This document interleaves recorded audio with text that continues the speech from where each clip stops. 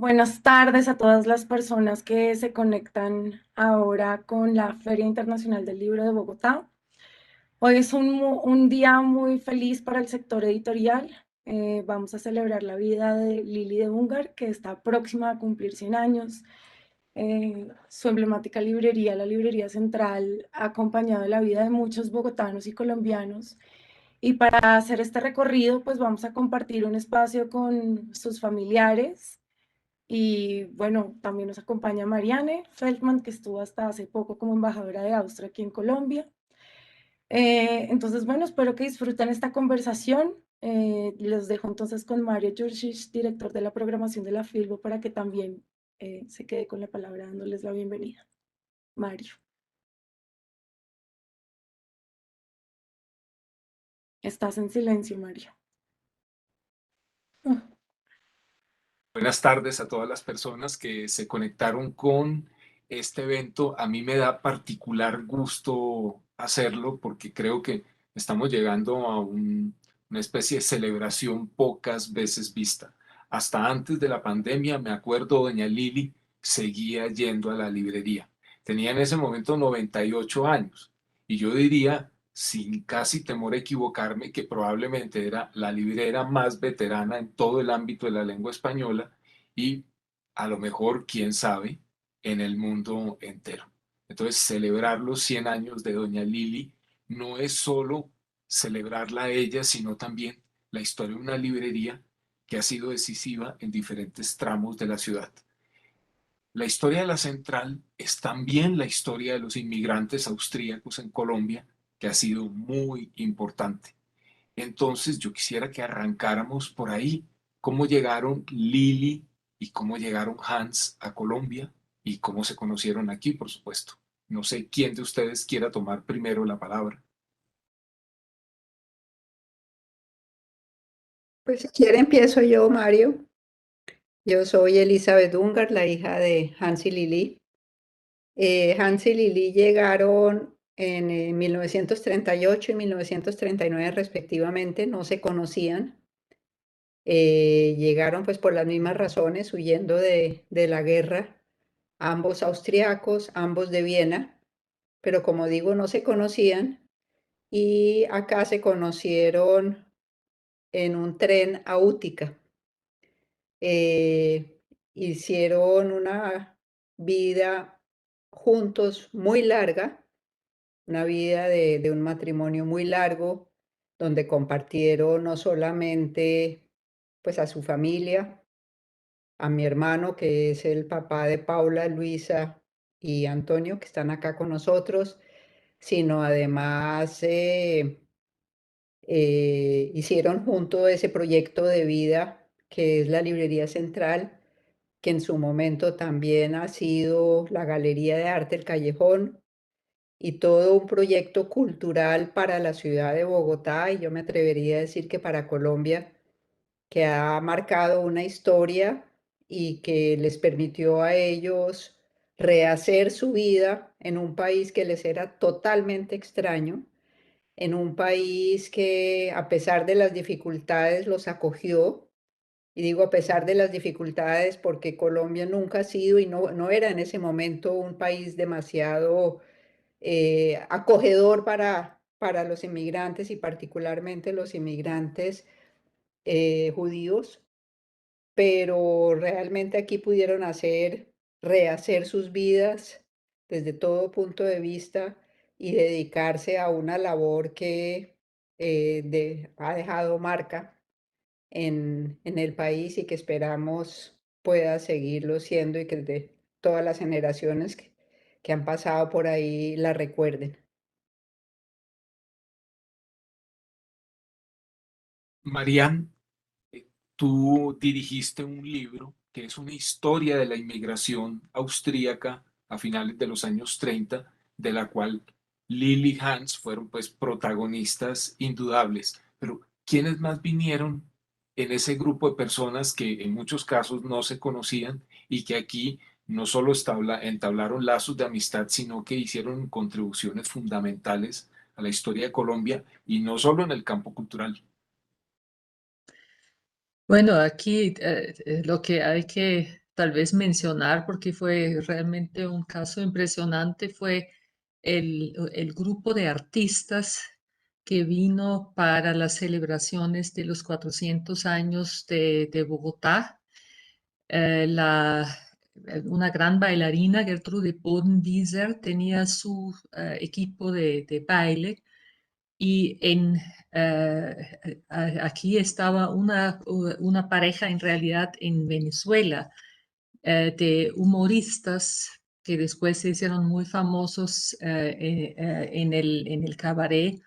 Hugo Wiener era ese famoso, realmente un personaje muy, muy impresionante y buscaron cómo conseguir visas para todo ese grupo alrededor de Gertrude Bodenwieser, donde había, por ejemplo, Magda Hoyos, que en la época tenía 18 años, una bailarina que después hizo historia aquí.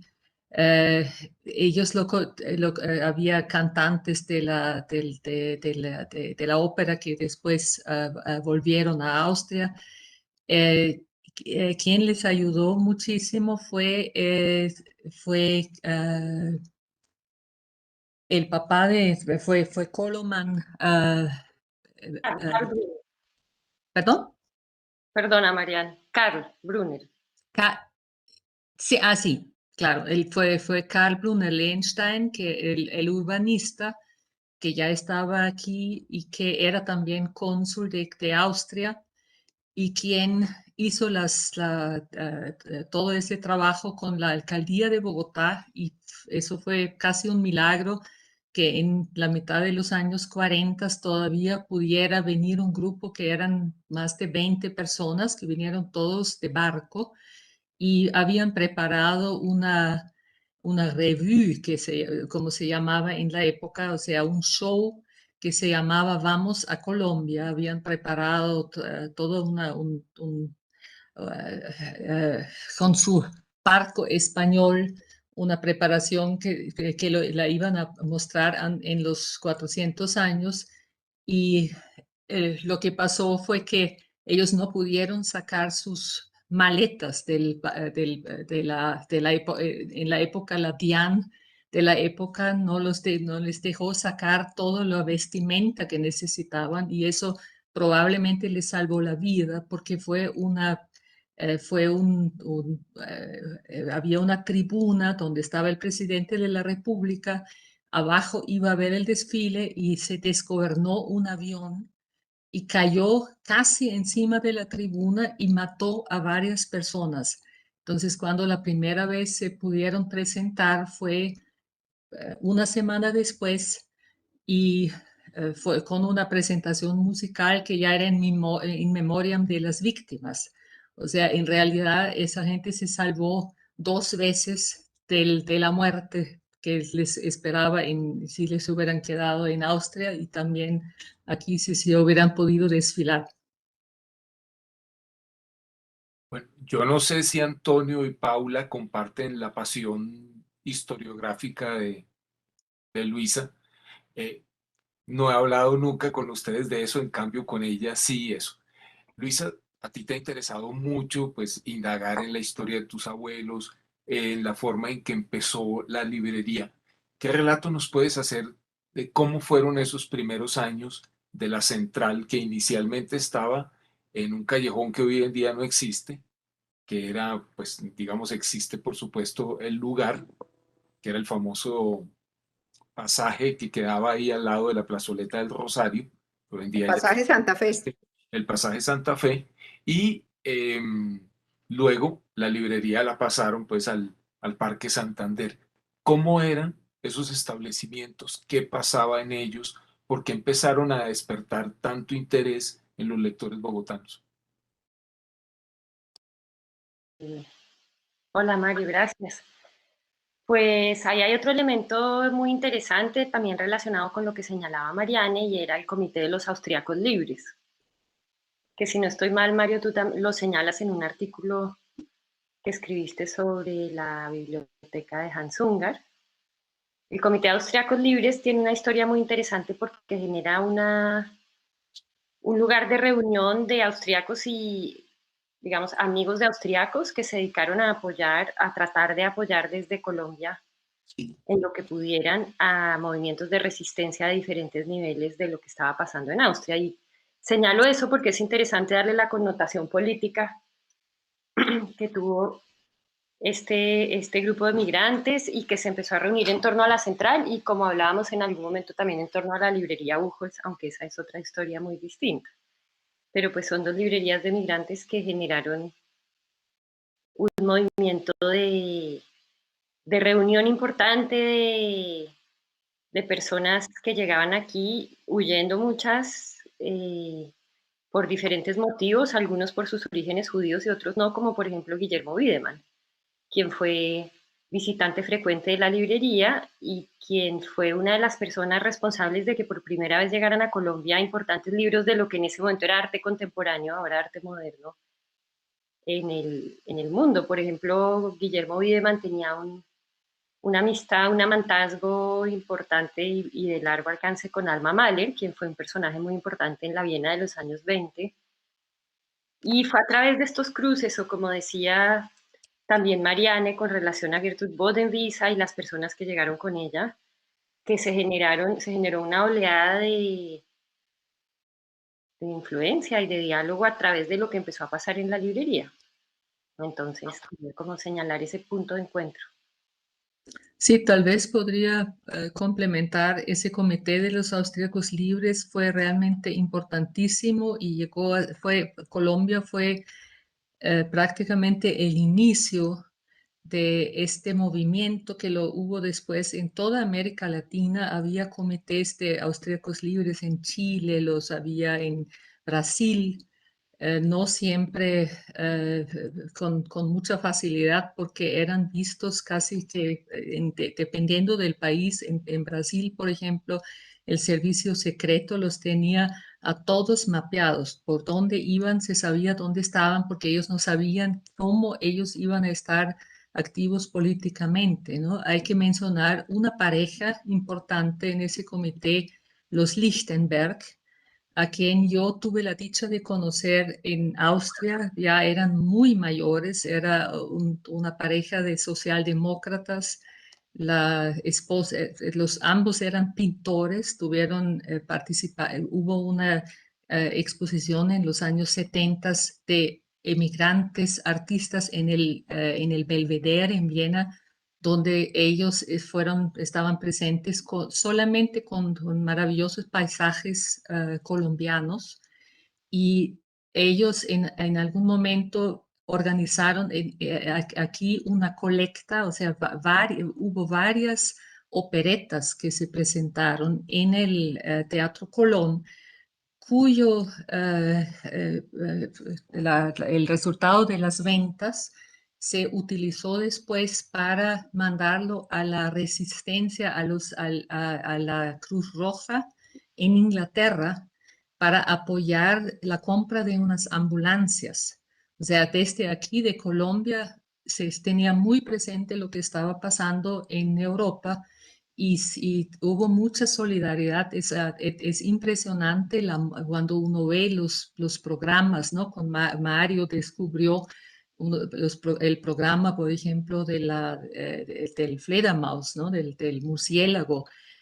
Bueno, el número de patrocinadores de este evento yo creo que llegó a 70. Estaban los bancos, estaban las panaderías, estaban los restaurantes, estaban los grandes gremios.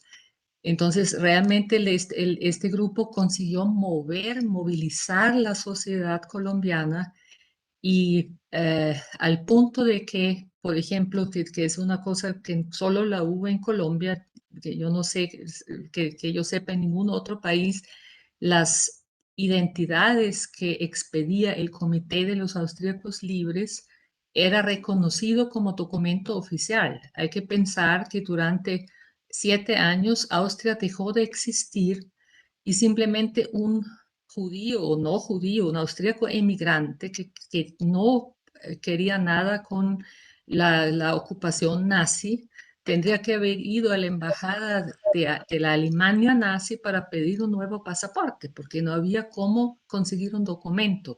Y entonces el Comité de los Austríacos Libres se movió tanto aquí ante las autoridades colombianas que Colombia simplemente continuó reconociendo a Austria como país y por lo tanto la única autoridad era el Comité de los Austríacos Libres.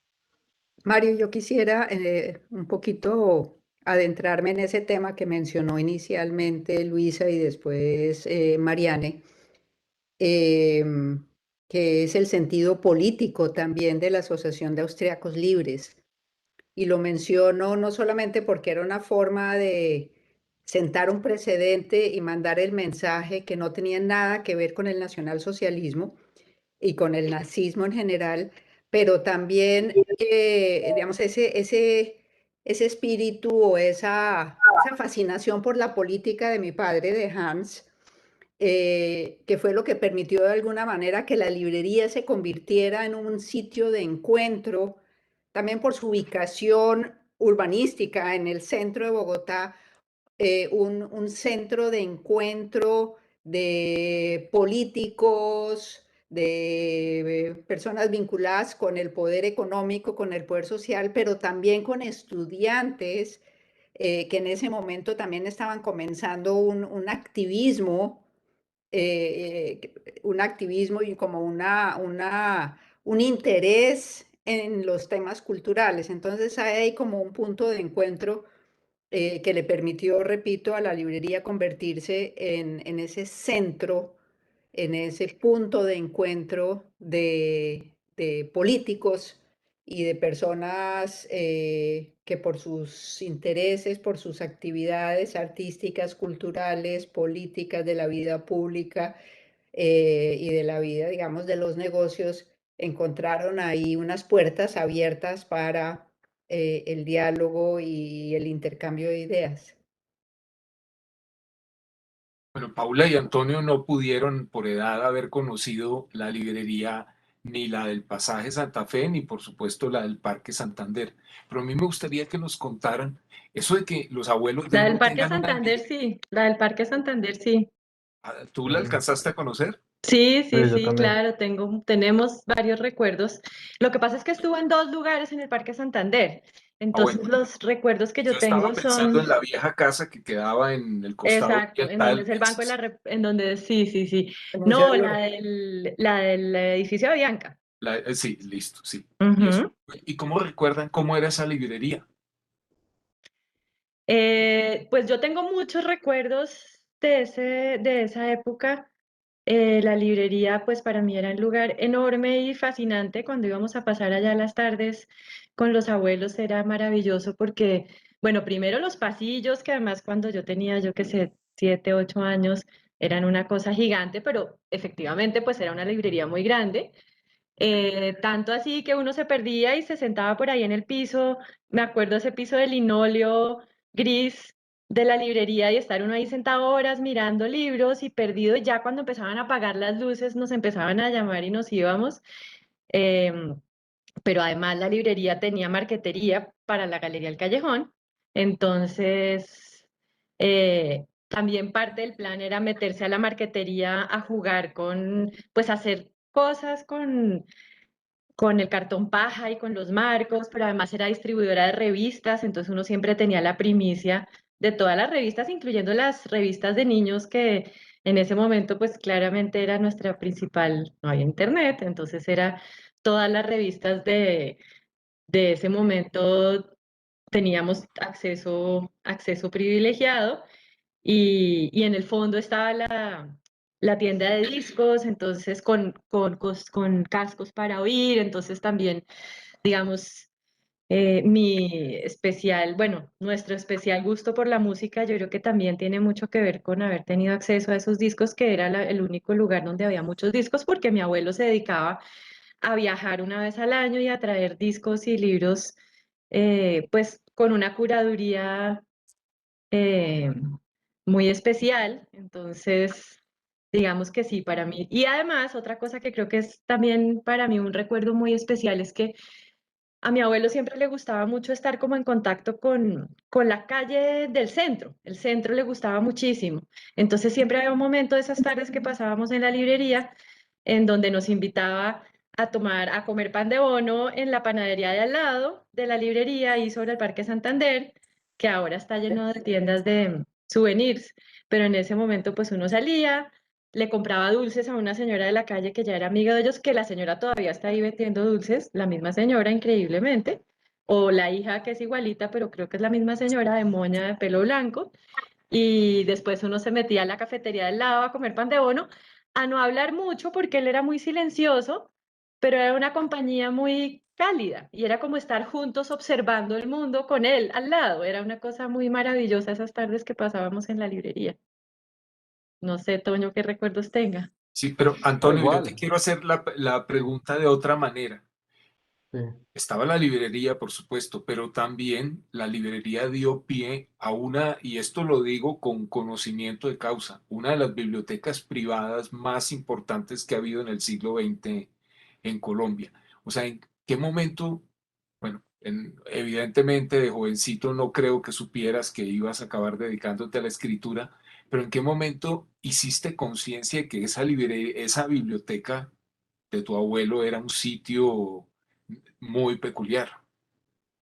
Desde muy niño, como decía Paula, como recorriéndolo como un espacio de juego casi y como un laberinto de ir para curiosear. Me acuerdo como de ver revistas primero, los mapas eran como una cosa misteriosa para explorar. En todos los cuartos de la casa hay libros, entonces pues yo me la pasaba como hurgando lo poco que entendía de ilustraciones, de cosas así, de libros gráficos, pues. Y poco a poco fui dando cuenta de lo importante que era y de lo que había ahí. Desafortunadamente yo no leo alemán, pero entendí que hay libros muy valiosos y pues los incunables, etcétera. Poco a poco la fui descubriendo. Luisa es la experta en la biblioteca, pero sí, me acuerdo, sobre todo creo que lo que produjo tanto la librería como la biblioteca fue una familiaridad muy grande con los libros. Entonces, como crecer sintiendo que los libros son parte de la cotidianidad, que los libros eh, están ahí como está todo lo demás en la realidad. Es decir, es un elemento más en el paisaje y hacen parte de las emociones y de las conversaciones y de la realidad permanente. Mario, yo quisiera hacer un pequeño paréntesis y que no quiero que se me pase mencionar algunas de las personas que han trabajado en la librería durante todo este tiempo. Sé que se me van a olvidar algunos y simplemente estoy haciendo como un refresco y ojalá Paula, Luisa, Toño me refresquen. Estaba Josefina, que se encargaba de los libros de los niños, una mujer bajita, un poquito pasada de peso. Estaba Lilia, una mujer morena muy linda, que se encargaba de los libros y de las revistas. El señor Segura, que hacía como la parte de la contabilidad, la parte más administrativa. Por supuesto, antes de o paralelamente a ellos, el señor Casimiro Aiger, que fue el primer director que tuvo la Galería de Arte El Callejón, y que seguramente Luisa nos puede hablar más de él. Mi padre lo trajo para que dirigiera la galería y después de él estuvo don Adalberto Meindl, y más recientemente, bueno, Heriberto, que era como un todero, y ya muy digamos, en los últimos años que estuvo mi mamá, están Estela o Estelita, como la conocemos, que era la cajera, la mano derecha de mi mamá, su confidente, su amiga, su alcahueta en todas sus cosas.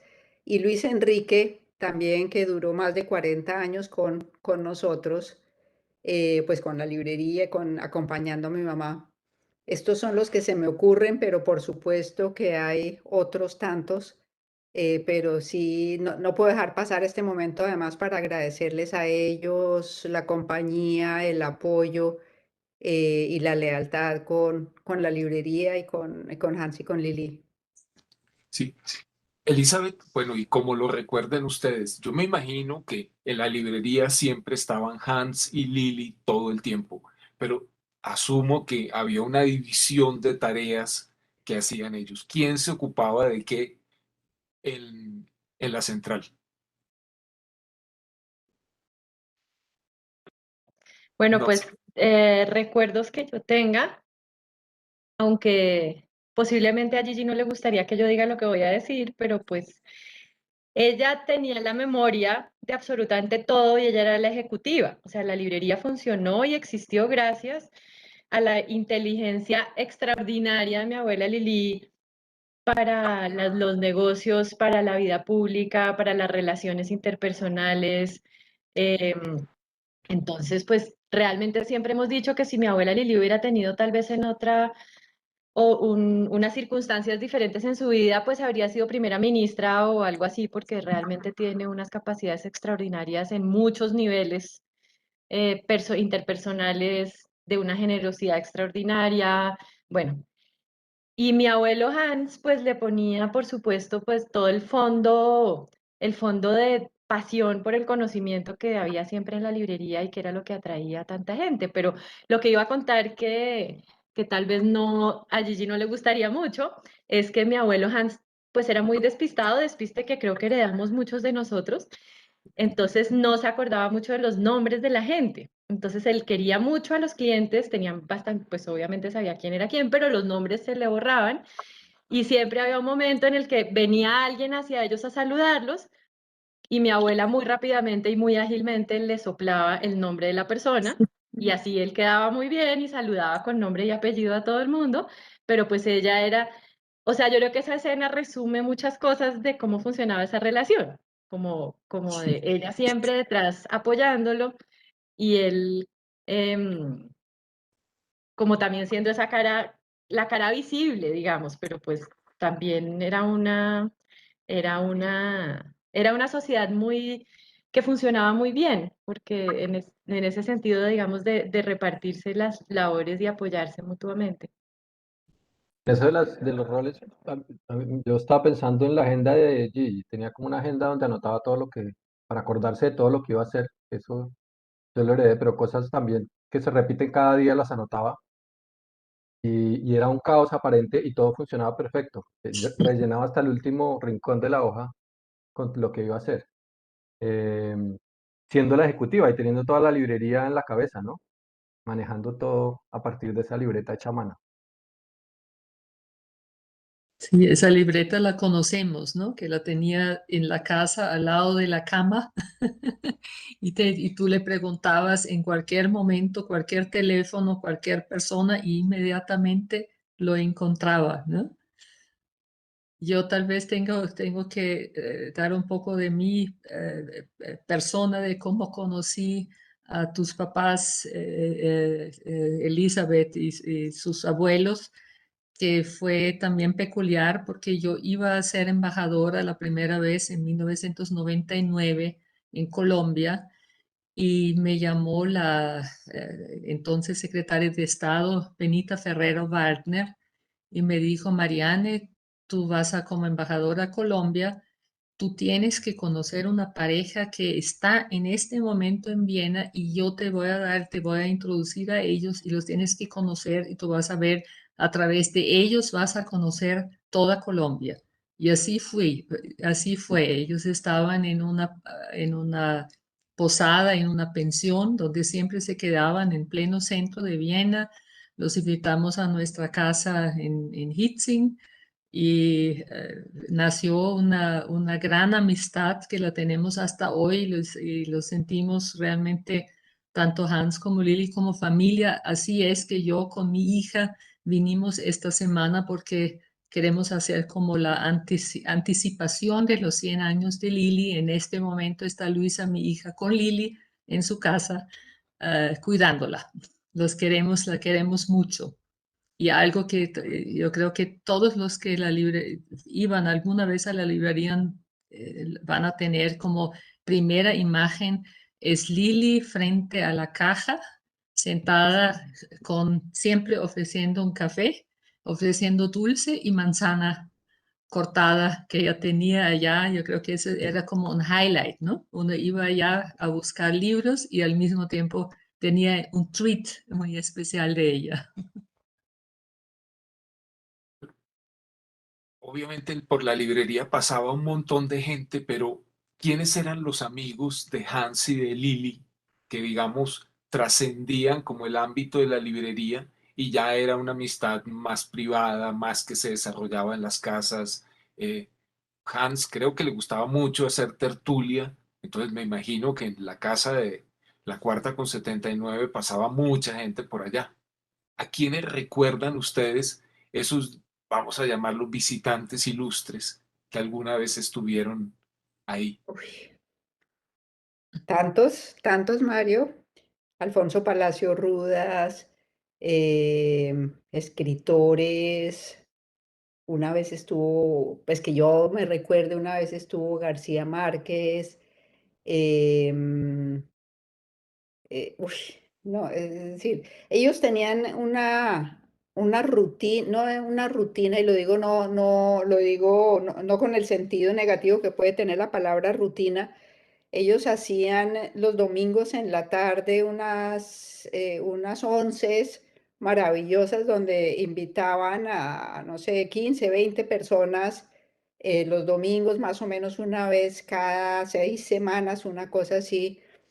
Y además eran unas mezclas que uno decía, ¿y esto cómo funciona? Y resulta que sí funcionaba. También estaba Pilar Moreno de Ángel, estaba Bernardo Hoyos, estaba, en fin, muchísimas personas, pero eran como unas mezclas.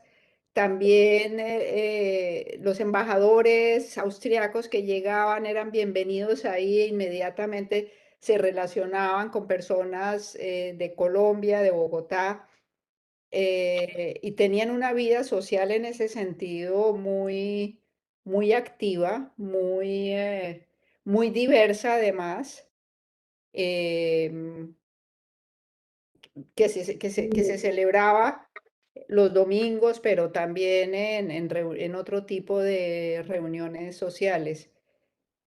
Y Sí, esa, una cosa, perdón. siga, Paula. No, que una cosa que era también maravillosa de la librería, desde la librería del centro, de esos recuerdos que les estaba contando ahorita, es que recibían con el mismo afecto a Palacio Rudas o a un expresidente o algo así, y al señor que embolaba los zapatos, que venía con regularidad y que era amigo y cercano, y a la señora de los dulces de la esquina, y eso sí, y también, digamos, como el abanico político, ¿no? Como que tampoco no había sectarismos, o sea, a pesar de que, pues claramente y abiertamente mi abuelo era de izquierda y tal, pero siempre digamos que las puertas estaban abiertas para ofrecerle un tinto y un dulce o un pedazo de manzana o lo que fuera, eso, al señor ¿no? El embolador, ¿cierto? Que era un gran personaje de la librería Claro. del centro.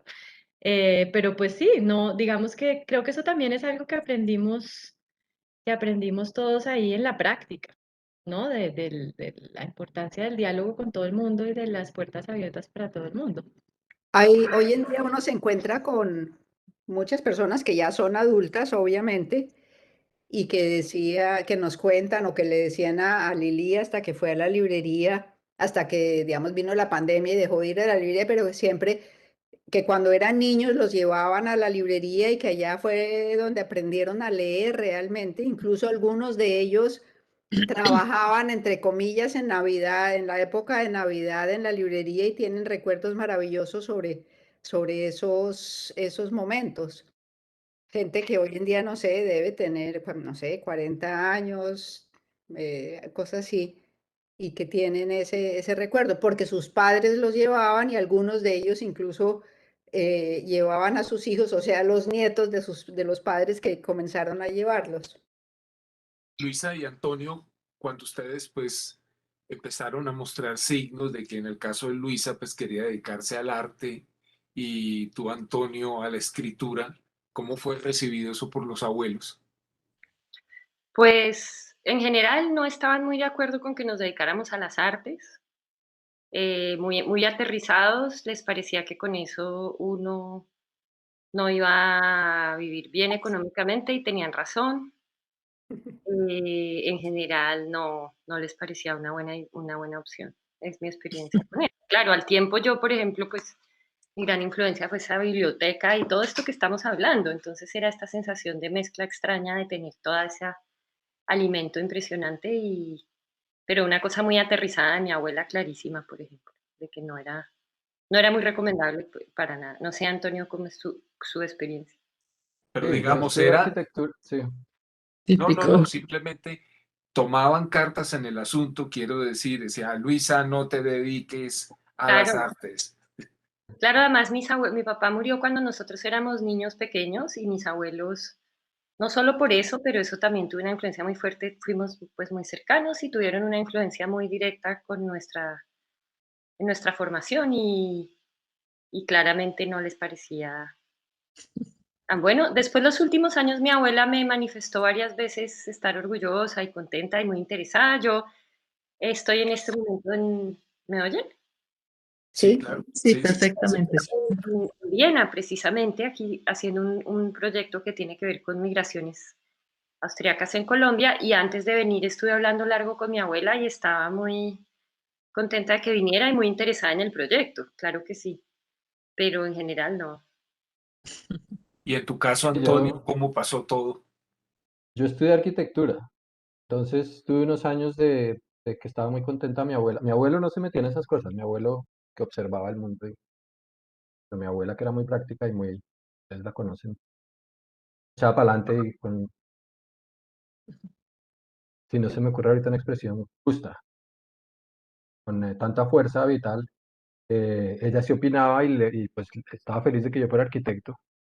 Y después se dio cuenta que durante la carrera yo me la pasé escribiendo y al tiempo que me gradué de la universidad publiqué el primer libro. Trabajé como arquitecto muy poco tiempo, 2 años, después me dediqué a escribir la Puzún. Era una mezcla rara porque al mismo tiempo estaba muy orgullosa de tener los libros en la mesa de la librería, Sí. me hacía promoción, pero al mismo tiempo se preocupaba mucho de que de esto no se gana nada de plata y ¿no? De las dificultades económicas de escritor. Era esa En mezcla. realidad ella solo habría sido feliz si todos hubiéramos estudiado relaciones internacionales, porque yo que estudié biología también le parecía un desastre que yo hubiera estudiado biología. Pero Además, te cuento que relaciones internacionales tampoco da plata. Eso. Bueno, en la Bogotá, digamos, después de la segunda mitad del siglo XX para acá, pues las dos grandes bibliotecas privadas emblemáticas fueron la de Nicolás Gómez Dávila y la de don Hans y doña Lili. Es verdad que se hacían como fieros que cuando uno conseguía un libro, entonces procuraba que el otro se enterara para que sintiera esa envidia que sienten los bibliófilos, o eso es pura leyenda, digamos, urbana bogotana. yo no, yo no sé si yo la verdad no sé, no tengo una respuesta, Mario, pero lo que sí sé es que mi papá visitaba a don Nicolás Gómez por lo menos 2 veces al mes, sagradamente. Entonces podía haber esa competencia, pero era una competencia cordial entre bibliófilos. Entonces, digamos, no sé cuál era el sentido digamos, de ese sentimiento que Mario expresa, pero No, sí pura sé que mi papá le tenía un coquetería, inmenso nada aprecio más. a don Nicolás Gómez, que no era una persona de muchos amigos, como usted lo sabe. Bueno, y él lo visitaba por lo menos 2 veces al mes, allá en su casa en la 76, 77, con novena, y pasaban horas enteras hablando de libros y de literatura. Y hay algo tal vez interesante, yo me acuerdo alguna conversación que escuché sobre la relación entre la casa y los libros, y es como estas casas de otras también colecciones importantes en Bogotá se construyeron y para poder albergar los libros. Y esa es una relación muy interesante, no solo en el caso de Nicolás Gómez Dávila, la biblioteca y la Casa Húngar, sino otras colecciones como la de Grot y otras librerías en Bogotá. ¿Qué pasó? ¿Cómo fueran en ese caso era interesante el relato de mi abuela, de cómo ellos tuvieron que cambiar de casa y lograron construir esta que fue diseñada por el Chuli Martínez, arquitecto, quien también tuvo una gran biblioteca y de hecho cuando el Chuli Martínez murió, importante arquitecto moderno en Colombia, bueno, Antonio es el que sabe arquitectura, pero me acuerdo porque mi abuelo era muy cercano a él y tuvo todo un problema con la biblioteca y quién se quedaba con esa biblioteca, porque un tema con la pareja del Chuli y la familia y la casa con relación a esos libros. Entonces sí me acuerdo esa conversación con respecto a Nicolás Gómez Dávila y como señalaba Elizabeth en otra conversación que tuvimos hace no mucho, eh, Hans tenía estos amigos que podían ser de márgenes políticos muy distintos. Yo diría que en general una cuestión conservadora extrema estaba por, bueno, no podemos decir que estaba por fuera, porque era lo que iba a decir precisamente es que era muy cercano a Nicolás Gómez Dávila, siendo él una persona que difería en mucho sentido de, de ciertas posiciones de políticas de Nicolás, pero pues claro, era un intercambio que iba mucho más allá. Yo quería contar una anécdota que me acordé a propósito de los visitantes, que creo que te comenté alguna vez, Mario, y era cuando Hans Magnus Enzensberger fue a visitar la biblioteca y la librería, Ah, sí. que fue dentro de la colección de los libros de Hans, de mis abuelos, está esta colección editada por Hans Magnus Enzensberger, que es Die Neue Bibliothek. Mario, sí se llama así, ¿no? Sí, La sí, sí, colección de sí. Hans Magnus Enzensberger, y yo fui a conocerlo muy nerviosa, hace muchos años yo estaba estudiando, empezando la universidad, y me colé como tantas veces en esos almuerzos y reuniones de gente interesantes, y era muy interesante ver la reacción de Hans Magnus Enzensberger en Bogotá, viendo esta colección completa de sus libros en una casa en Bogotá, y bueno, ahí hay otras anécdotas con él, con el señor Enzensberger y los expertos en su literatura en Bogotá, pero digamos se daban este tipo de encuentros que eran como muy divertidos y muy interesantes. ¿En qué momento deciden abandonar el centro? Pues era una librería muy claramente pues del centro de Bogotá, pero en un momento se vienen para el norte. Yo creo que eso coincidió con, digamos, como el traslado de muchas oficinas al norte de Bogotá. Fue una decisión nuevamente práctica, pragmática, de irse hacia donde se estaba moviendo la ciudad y el comercio de la ciudad en ese momento. Me da curiosidad una cosa, en algún momento los pusieron a trabajar como lo ponen a uno, pues los papás y los abuelos cuando tienen negocios familiares. ¿Ustedes fueron dependientes de la librería en algún momento? No. Sí, Nosotros que si sí, trabajamos, sí. Elizabeth no. En Navidad, porque en Ah, Navidad sí, en había siempre Navidad sí. en Navidad había siempre como un pico de ventas, entonces yo creo que todos sabemos empacar libros con papel de regalo, de libros de todos los tamaños y formas y tipos de todo. Según los empleados que hubiera en el momento, uno aprendía mayor o menor sofisticación en los dobleces del papel y sí, y de vez en cuando estaba uno también en la posición de que le preguntaban, le pedían recomendaciones de libros, entonces pues a veces uno le atinaba, a veces se quedaba con la mente en blanco.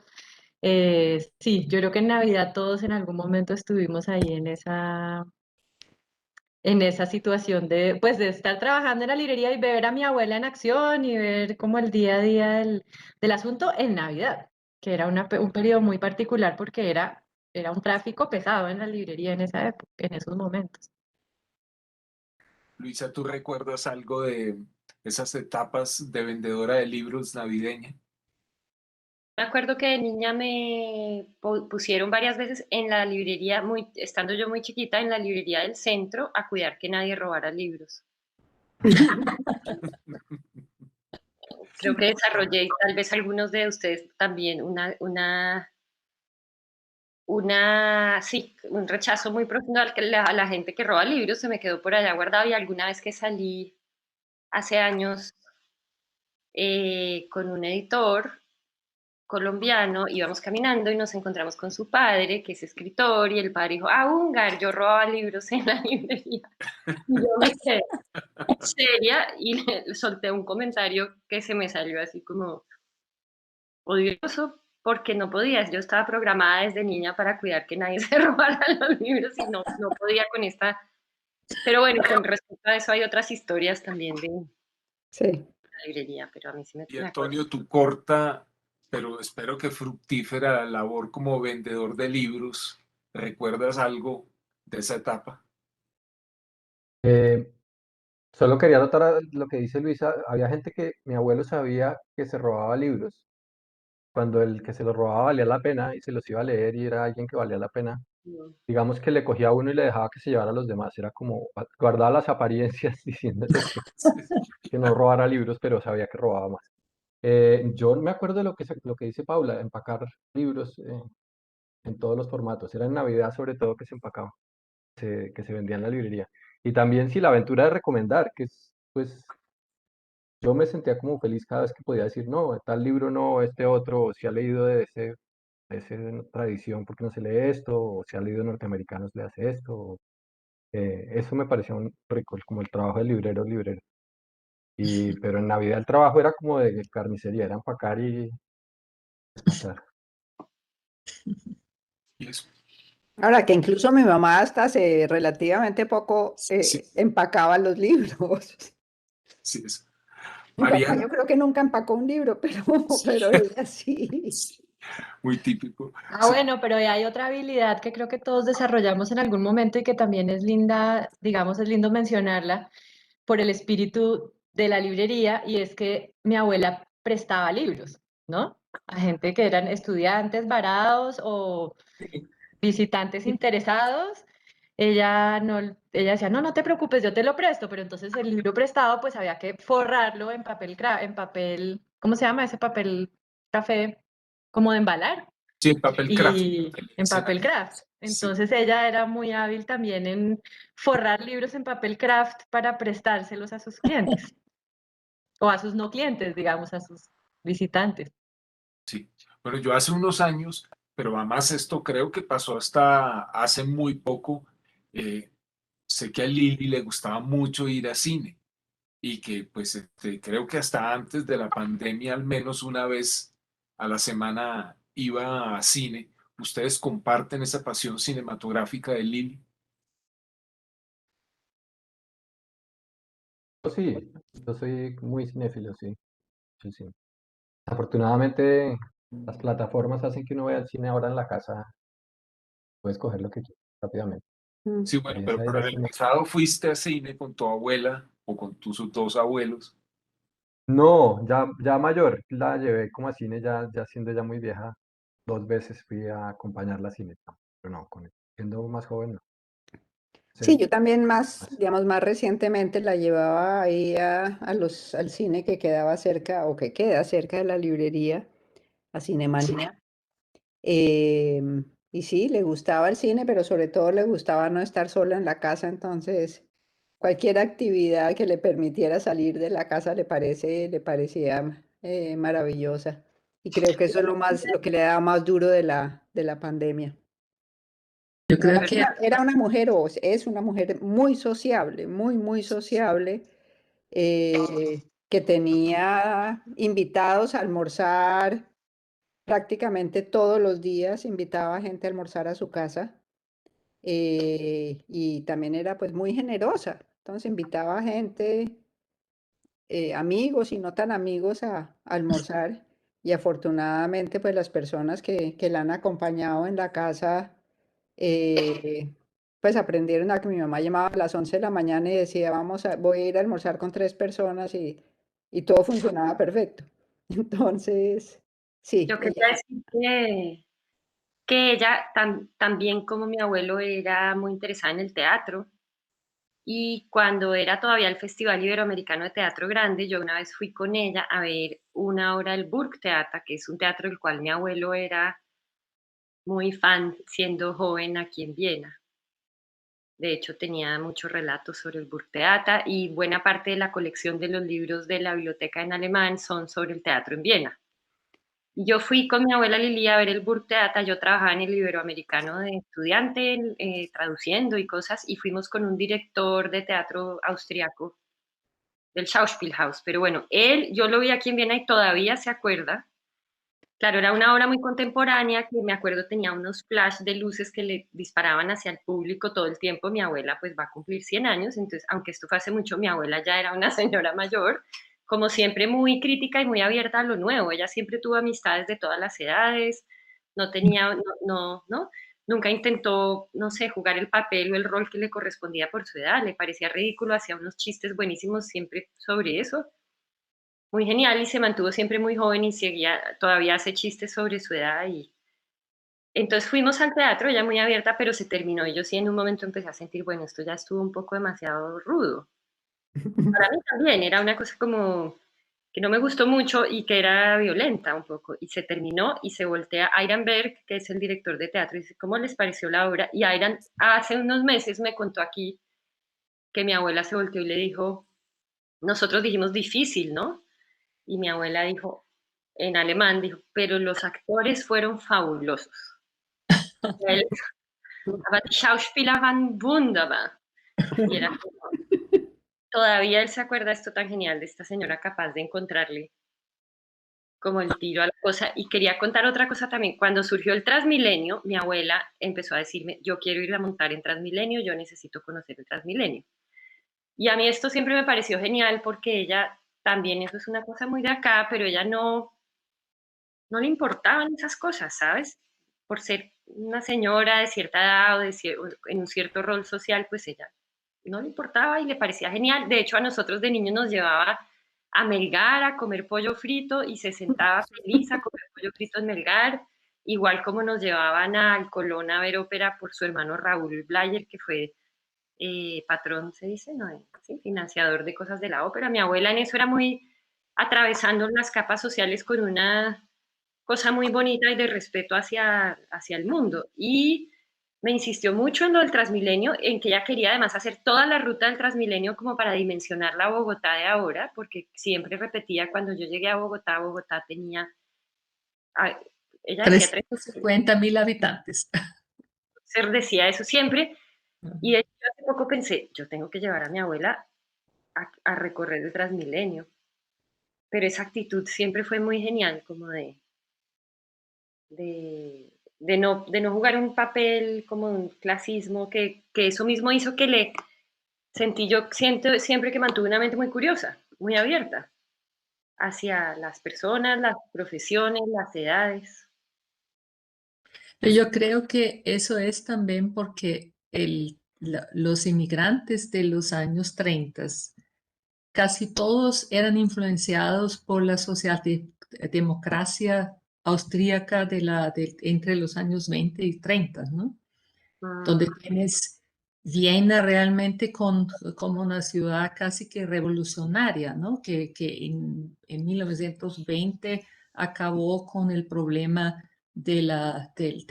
habitacional, ¿no? Donde consiguió igualar a las clases sociales a través de un buen programa de construcción social que hasta hoy estos apartamentos son mejores de lo que hay hoy en América Latina. Entonces creo que era gente que es el final del fin de siècle, llega la Primera Guerra, Austria nace de las cenizas como un pequeño país y esa socialdemocracia de aquella época con reforma educacional, con el transporte público, o sea, todo lo que hoy es discusión, esto hace 100 años se discutía. Entonces ellos en realidad eran muy modernos porque es un ideario que no ha perdido nada de su actualidad. tal vez no le vas a poner un label de socialdemócrata, es simplemente ser, es humanista y justo, ¿no? Y ellos eran así. Bien, yo creo que tiene que ver ahí haber sido inmigrantes, pues todas las dificultades de ser inmigrantes, ¿no? De venir de una sociedad tan distinta, habiendo hecho todo tipo de trabajos de supervivencia a la llegada y, También, claro. ¿no? Conocer muy bien. Bueno, y también, Sí, sí, perdón, sí. siento yo que es, sí, que es, volviendo a lo que decías, Mariane, que es muy distinta la relación de, siento yo que tal vez por esa condición también de migrantes, pero no había una necesidad de mostrar un clasismo, cosa que a veces sí sucede,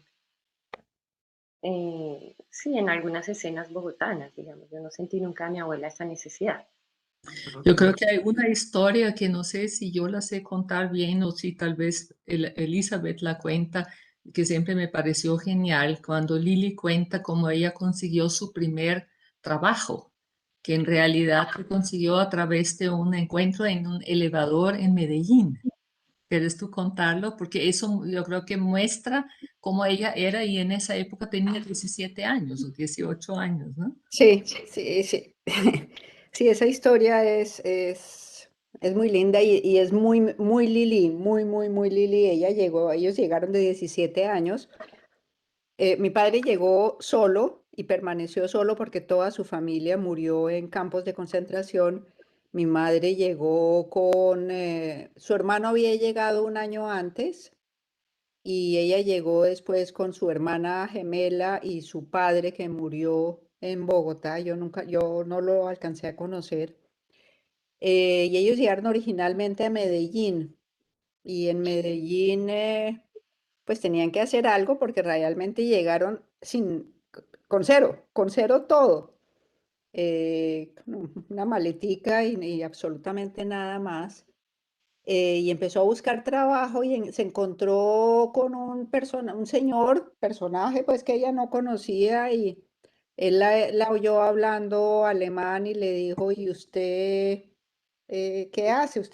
¿Por qué está acá? Dijo, no, pues yo acabo de llegar de Viena y estoy buscando trabajo. Entonces le dijo, mire, ¿por qué no sube al piso 3 o 4 en ese momento?